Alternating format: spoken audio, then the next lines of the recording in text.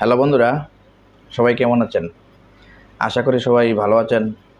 আজকে আপনাদের সামনে আমি নতুন আরেকটি ট্রিক্স নিয়ে আসছি।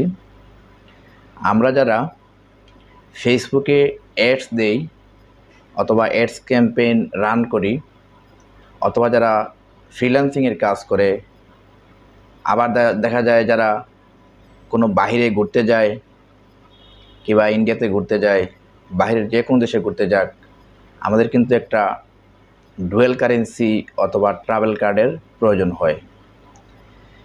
সেই ডুয়েল কারেন্সি অথবা ট্রাভেল কার্ড আমরা কিভাবে ব্যাংকের থেকে নিব সেই বিষয় নিয়ে আলোচনা করব।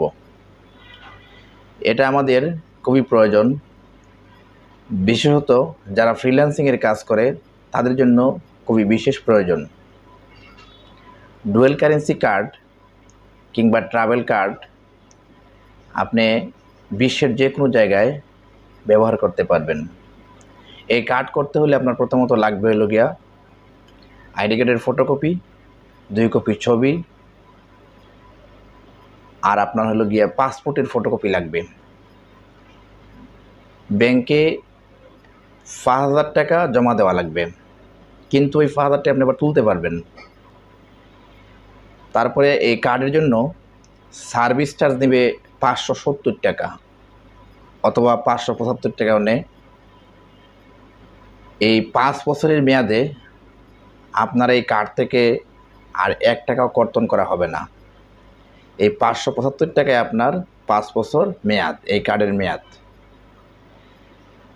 আমাদের লাগবে হলো নমিনির ছবি 1 কপি, আইডি কার্ডের ফটোকপি। আমরা এই কাগজগুলো নিয়ে যখন ব্যাংকে যাব, গেলে আমাদের বলতে হবে যে আমরা ডুয়েল কারেন্সি কার্ড করব। ডুয়েল কারেন্সি কার্ড আপনি হয়তো 15 দিনের মাথায় পেয়ে যাবেন। আমি যে ডুয়েল কারেন্সি কার্ডটা করেছি সেটা আপনাদের দেখাই।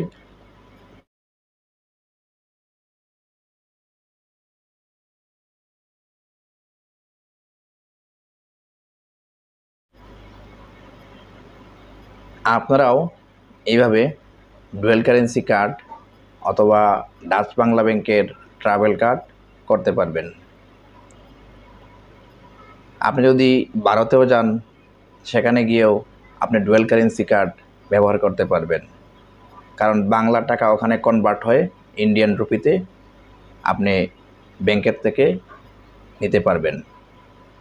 আশা করি ভিডিওটি আপনাদের ভালো লাগবে। ভালো লাগলে অবশ্যই আমার চ্যানেলটি সাবস্ক্রাইব করবেন এবং পাশে থাকা নোটিফিকেশন আইকনটি অন করে দিবেন। আর যারা অলরেডি সাবস্ক্রাইব করেছেন তাদেরকে অসংখ্য ধন্যবাদ।